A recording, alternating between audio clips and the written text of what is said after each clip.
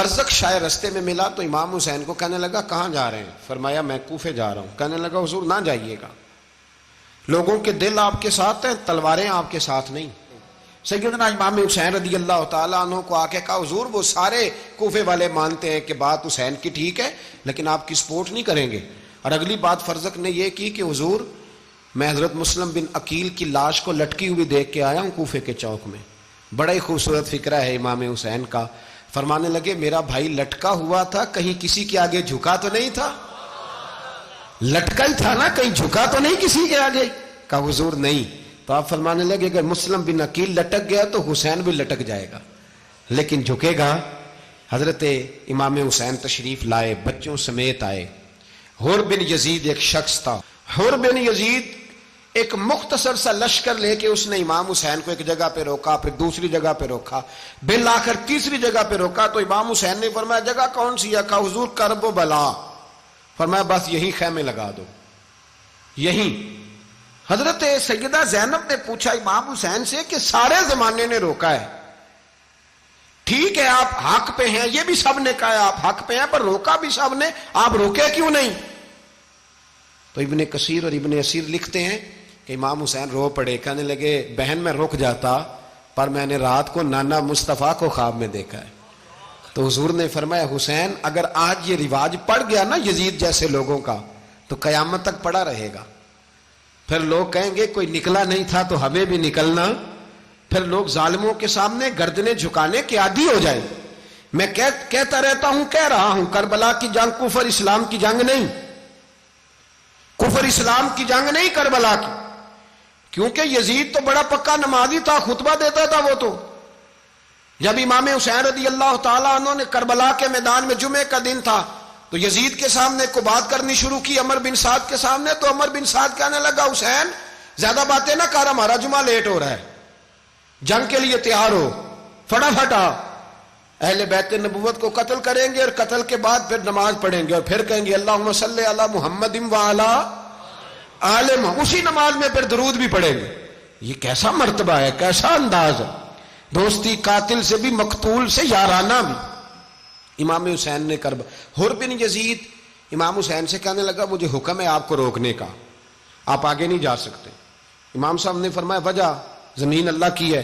اس نے کہا آپ بیعت نہیں کر رہے، یزید کی حالات آپ کے حق میں درست نہیں ہیں، آپ نہیں جائیں گے۔ امام روک گئے۔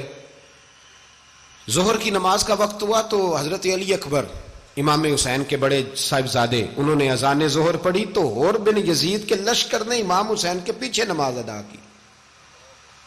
کہا بھئی تم مقابلے میں آئے ہو نماز پیچھے پڑھتے ہو؟ کہا حضور مقابلہ تو تلواروں سے کر رہے ہیں پر ہمارا دل تو مانتا ہے نا کہ مصطفیٰ کا نواسہ بڑی شان والا ہے۔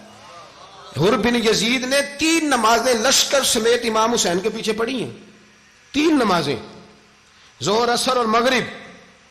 پھر امام حسین کے سامنے شرائط پیش کی کہ آپ کو یہاں گھیر لیا گیا ہے، یہاں آپ بیعت کریں گے، یہاں جنگ کریں گے، 2 ہی باتیں۔ امام حسین نے فرمایا نہیں بھائی بیعت تو میں نہیں کرتا، اس کے علاوہ تم جو کہتے ہو میں کرنے کو تیار ہوں۔ اس نے خط لکھا، عبید اللہ ابن زیاد کو ایک بندہ دوڑایا پیچھے، کوفے چند میل پہ کوفہ تھا، کہا وہ نہیں مان رہے، کیا کرنا ہے؟ تو حسین ابن علی ہے، میں زیادہ دیر انہیں روک بھی نہیں سکتا۔ انہوں نے پیغام دیا حر بن یزید کو کہ کرنا کچھ بھی نہیں، ان کا پانی بند کر دو، بلیک میل کرو، کھانا پانی نہیں ملے گا، چھوٹے چھوٹے بچے ہیں، خود ہی مان جائیں گے۔ حضرت امام علی مقام کے بارے میں حر کے پاس جب یہ پیغام آیا تو حر کہنے لگا میری طبیعت نہیں مانتی حسین پر پانی بند کروں، دل نہیں مانتا۔ جب یہ لفظ کہے نا دوبارہ تو پھر عبید اللہ ابن زیاد نے عمر بن سعد کو 10,000 آدمی دے کے بھیجا، کہا حر بن یزید لچک دکھا رہا ہے حسین کے حق میں۔ ایک رے کا علاقہ تھا، بڑی وہاں فصل ہوتی تھی، لوگ کوشش کرتے تھے وہاں کا گورنر بننے کی، کوشش کرتے تھے۔ تو عبید اللہ ابن زیاد کہنے لگا تمہیں رے کی گورنری ملے گی، سب سے سرسبز و شاداب علاقہ، تمہیں وہاں کا گورنر بنایا جائے گا اگر حسین کے خلاف لڑو گے۔ یہ اتنی زبردست ہوتی ہیں گورنریاں کہ گورنریوں کے لیے لوگ نسل رسول کے خلاف بھی نکل آتے ہیں، یہ اتنی تگڑی ہوتی ہیں، اتنی جلدی وفاداریاں بدلتی ہیں۔ وقت اتنا نہیں کہ میں مزید تفصیل میں جاؤں۔ امام حسین کو روک لیا گیا، عمر بن سعد نے روک لیا۔ 1 محرم کو امام آئے، 7 محرم تا روکا گیا، 7 محرم کو پانی بند کر دیا۔ जानवर पानी पीते थे, घोड़े पीते थे, कुत्ते पीते थे, लेकिन मुस्तफ़ा के घराने को पानी पीने की इजाज़त 3 दिन तक पानी बंद रहा। 9 मुहर्रम को अमर बिन साद ने और लोग बुलाए। शिमर एक बड़ा सख्त आदमी था, संग दिल बदबख्त, जिसने हजरत अली असगर के गले पर तीर मारा था, वो और लश्कर लेके आया। रात को कहने लगा इमाम हुसैन रज़ी अल्लाह ताला अन्हु से कि बस बड़ा हो गया, ये 9-10 मुहर्रम की दरमियानी रात, यहाँ आप जंग करेंगे या आप बैत करेंगे, 2 ही बातें।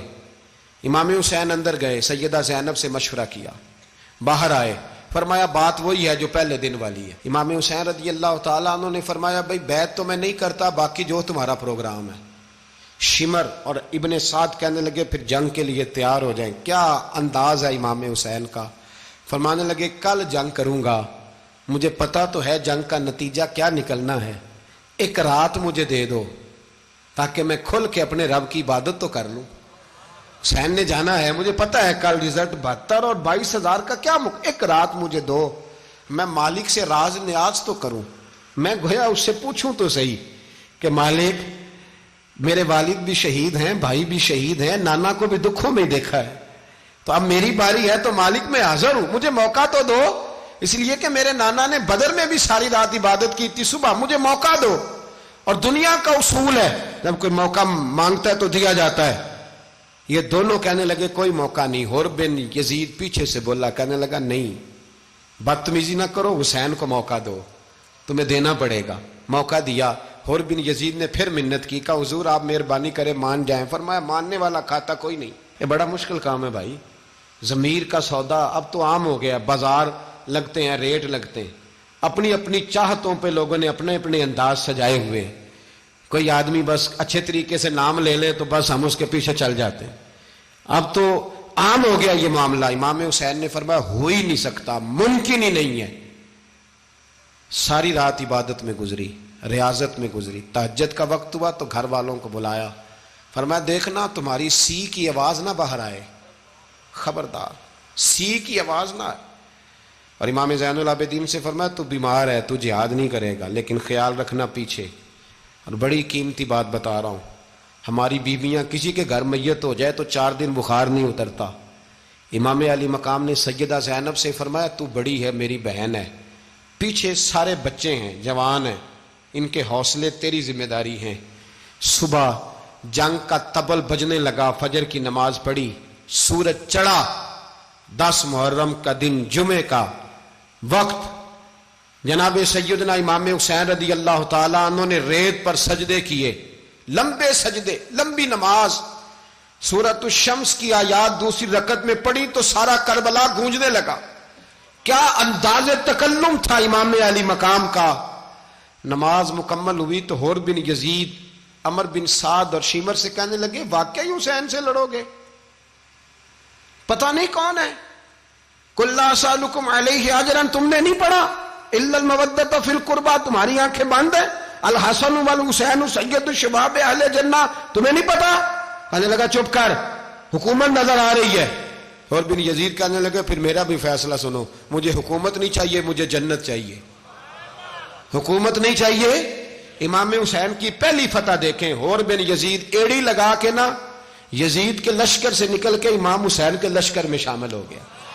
और पहला शख्स जिसने इमाम हुसैन को रोका, इमाम हुसैन के नाम पर पहला सर भी इसी शख्स ने कटाया है।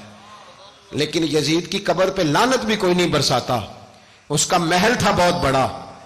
लेकिन जब लोग करबला में इमाम हुसैन को सलाम करने जाते हैं तो कदमों में हुर बिन यजीद का मजार भी बना हुआ है, उसको भी सलामी दी जाती है। और अब हम अकेला हुर बिन यजीद नहीं कहते, हम कहते हैं हुर बिन यजीद रदी अल्लाह ताला। अब हम इतनी ताजीम करते हैं उस हुर की। जनाबे इमाम हुसैन को मैदान में खड़ा किया गया, जिहाद का तबल बजा, पहले खुद्दाम आए। और सुन लो आज वो पता नहीं बाजारी से लोग चढ़ गए स्टेजों पे, बाजारी से, ना चेहरे पे दाढ़ी है ना सर पे कोई कपड़ा है, बाजारी लोग हैं, भाग रहे हैं, बाजू चढ़ाए हुए हैं, बटन खोले हुए हैं, तमाशा बना दिया। सुनने वालों का भी अल्लाह ही हाफिज है, वो स्टेज पे ये अहले बैत की शान बयान करता है, भाग के उधर जाता है। ये कोई तरीका है? सुनने वालों का भी अजीब अंदाज है, हर बंदे को सुनने बैठ जाते हैं। دین مہذب ہے، تہذیب والا ہے، دلائل رکھتا ہے، دین وقار رکھتا ہے، ایسے لوگ اب دین بیان کریں گے؟ حضرت سیدنا امام حسین رضی اللہ تعالیٰ عنہ صبح جب جہاد کا وقت آیا، پتہ ہے کون کون تھے کربلا میں؟ امام حسین کے ساتھ امام حسین کے 4 بھائی تھے کربلا میں۔ کتنے؟ بول کے بتائیں۔ حضرت علی کے 4 بیٹے، عباس بن علی، جن کو حضرت عباس کہا جاتا ہے نا، علمدار، یہ حضرت علی کی دوسری زوجہ میں سے عباس بن علی بھی تھے، اور ابو بکر بن علی بھی تھے، عمر بن علی بھی تھے، عثمان بن، یہ حضرت علی کے بچوں کے نام ہیں۔ یہ آپ کے شہزادے امام حسین کے ساتھ شہید ہوئے، ان کا نام صرف اس لیے نہیں لیا جاتا کہ ان کا نام خلفائے ثلاثہ کے نام پہ، حضرت علی نے اپنے یاروں کے نام پہ رکھا ہے تو تم نے کربلا کے میدان سے خارج کر دیا۔ یہ تینوں شہزادے حضرت جناب سیدنا امام حسین کے ساتھ تھے، یہ بھی شہید ہوئے۔ حضرت جناب زینب امام حسین کی سگی بہن ہے، ان کے 2 بچے تھے، اون و محمد۔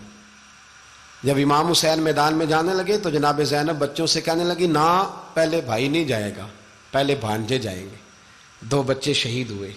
حضرت قاسم بن حسن امام حسن کے بیٹے تھے، وہ جب میدان میں جانے لگے تو امام حسین نے کہا، نہیں بھائی تو نہیں جائے گا، تو میرے بھائی کی نشانی ہے، میں جاؤں گا۔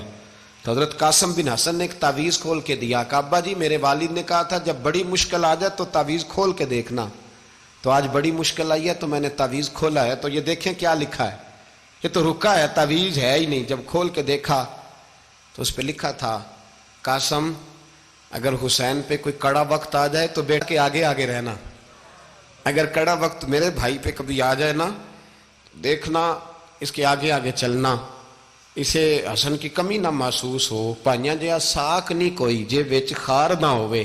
سیدنا امام حسین پہلی دفعہ کربلا میں اس وقت روئے جب یہ رکا، آپ نے دیکھا تو فرمایا ٹھیک ہے، اگر حسن کی یہ وصیت ہے تو میں نے زندگی میں اگر ان کی ہر بات مانی ہے اب بھی مانوں گا، تمہیں اجازت ہے۔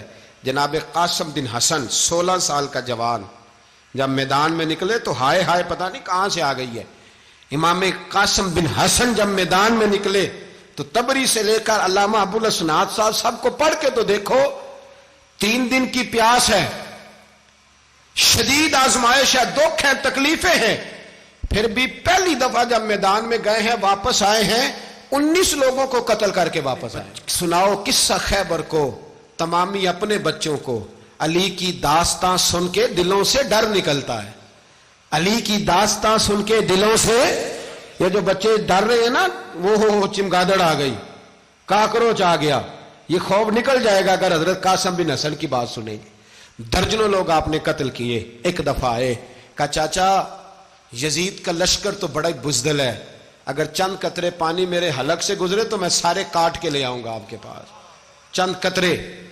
لیکن تھوڑی دیر گزری، عمر بن سعد کہنے لگا اکیلے اکیلے جاؤ گے تو علی کا پوتا ہے، یہ سب کو مار دے گا، کٹھے جاؤ۔ چاروں جانب سے تیر برسے، ایک تیر لگا آ کے گردن کے پیچھے، بس جناب سیدنا قاسم بن حسن گھوڑے سے نیچے گرے تو جناب زینب حوصلہ کر کے آنسو سمیٹ کے کہنے لگی، میں دیکھ رہی ہوں پردے کے پیچھے سے حسین میرے بھائی کا بیٹا گر گیا ہے، جا اسے اٹھا کے لا۔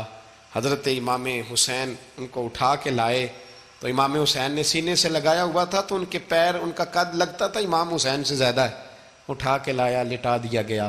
امام حسین کے اپنے بڑے بیٹے میدان میں نکلنے کو، علی اکبر نام ہے، جب جن لوگوں نے حضور کو نہیں دیکھا تھا وہ جب کہتے نا ہم نے نبی پاک کا دیدار نہیں کیا تو بتاؤ کس طرح کے تھے، تو بتایا جاتا تھا کہ جناب علی اکبر کا دیدار کرو، ہم شبیہ مصطفیٰ۔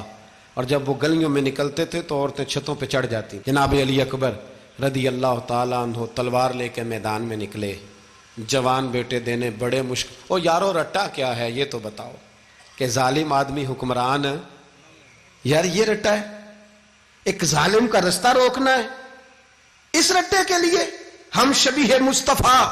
جناب سیدنا امام علی اکبر میدان میں نکلے، بڑے لوگ مارے، بڑے، پھر ایک تیر ان کے بھی گلے میں لگا، اور جب وہ گرے نا زمین پہ تو حضرت امام حسین دوڑ کے آئے، دوڑ کے، اور جب تشریف لائے تو ان کے گلے سے تیر کھینچا تو ایک جملہ لکھا ہے صاحب تبری نے، اس نے حد کر دی. کہنے لگے تیر کھینچا تو امام حسین کی آنکھوں میں آنسو آئے. کہنے لگے کاش جناب ابراہیم آج میرے سامنے ہوتے تو میں انہیں کہتا کہ آپ نے تو بیٹا ذبح کرتے وقت آنکھوں پہ پٹی باندھی تھی، دیکھو میں کھلی آنکھوں سے بچے ذبح کر رہا ہوں، کھلی آنکھوں. کاش جناب ابراہیم خلیل ہوتے تو انہیں کہتا. جناب علی اکبر بھی شہید ہوئے. حضرت علی اصغر کو تو اچانک اٹھایا تھا امام حسین، باہر نکلے تو گردن پہ تیر لگا تو 6 مہینے کا بچہ وہ بھی شہید ہوا. خون اچھالا آسمان کی طرف تو کہا مولا دیکھ لے، میں نے 6 مہینے والا بھی نہیں بچایا، وہ بھی دے دیا ہے. پھر حضرت عباس کو بیٹیوں نے کہا کہ اب نہ، کچھ کہتے ہیں پہلے شہید ہوئے، کچھ نے لکھا بعد میں، کہ اب ہم سے پانی کے بغیر نہیں رہا جاتا. تو جناب عباس پانی کا مشکیزہ لے کے نکلے باہر، ایک ہاتھ کٹا، دوسرے پہ مشکیزہ وہ بھی کٹا، پھر پانی تو بھر لیا تھا لا نہ سکے، پھر گردن کٹی تو شہید ہوئے. بچوں کی بھی شہادت ہوئی، پر جب ان کا لاشا اٹھایا تو امام حسین کہنے لگے مولا اب نہ حسین کی کمر کمزور ہو گئی ہے، اب کمزور ہو.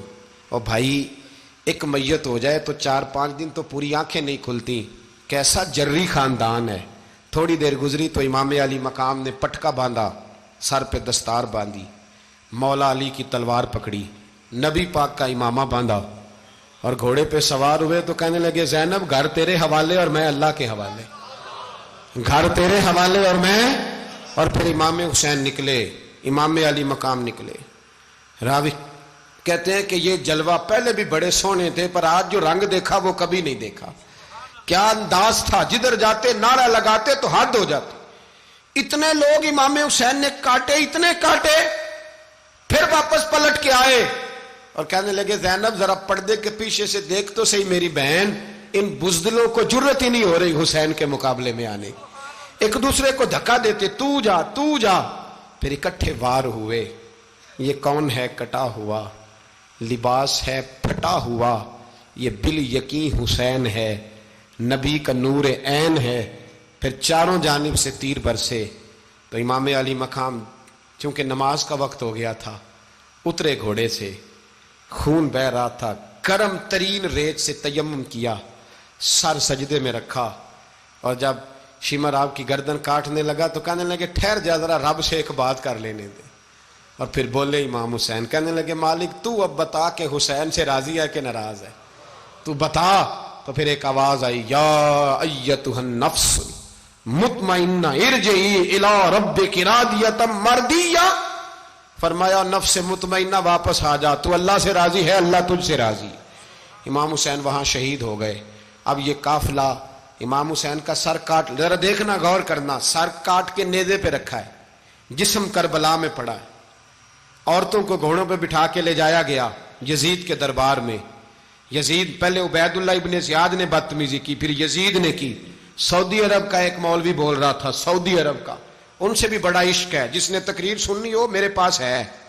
ہمیں لوگ مشورے دیتے ہیں کہ جو یزید کو اچھا کہے اور حسین کو باغی کہے اس کو ہم امام مان لیں. اس بے شرم بے حیا کو جو نبی پاک کے گھرانے کے بارے میں بکے اسے امام. سعودی عرب میں مسجد نبی میں درس دینے والا جس نے تقریر سننی ہو میرے پاس ہے.